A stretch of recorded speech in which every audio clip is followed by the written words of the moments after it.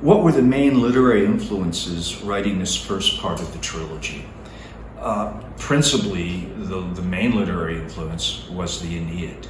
I wanted to look at this character of Aeneas as seen through my modern day version, Danny Ryan, who comes to this world as somewhat of an outsider.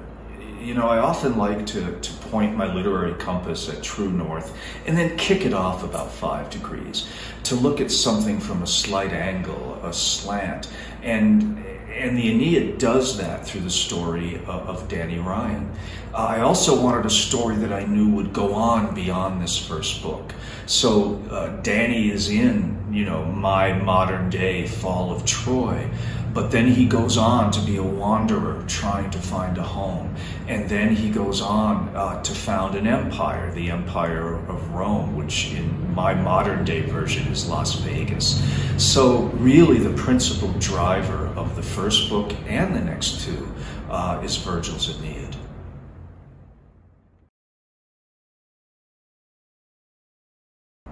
What were the main difficulties I faced writing City on Fire? You know, the major one was sort of a double image of the book. The book is inspired by the great classics, principally the Aeneid, the Odyssey, and the Greek dramatic tragedies of Aeschylus.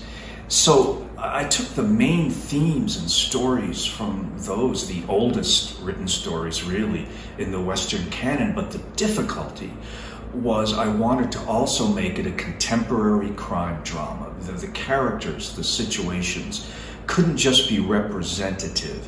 They had to be real and breathing so that anyone could pick up this book and read it just as a crime story. That was a challenge, but that was also the great fun of doing it.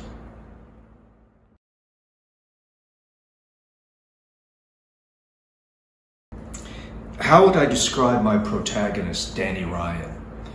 Boy, you know, I've spent a lot of years with Danny now. I would have to say that Danny begins as an ordinary man who was forced by circumstances to become an extraordinary man. I think Danny is at heart a very decent man who does some indecent things because he feels that he has to. I think Danny's also a bit of an outsider. You know, he marries into the crime mob's royal family, if you will, but he's never really in it. You know, he's of it, but not in it. And he's always struggling for acceptance, always struggling to find a way to live decently in an indecent world. And so that's how I would describe Danny Ryan.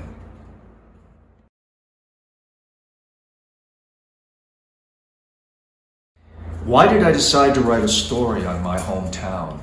I guess the simplest answer is it's about time. You know, I've been working on this book on and off for 20 years.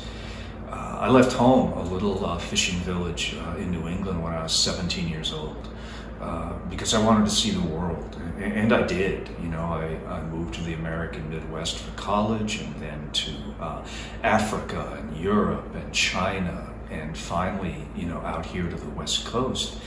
And I wrote about all of those places. I think it was just finally time for me to go home and to set a piece in that location.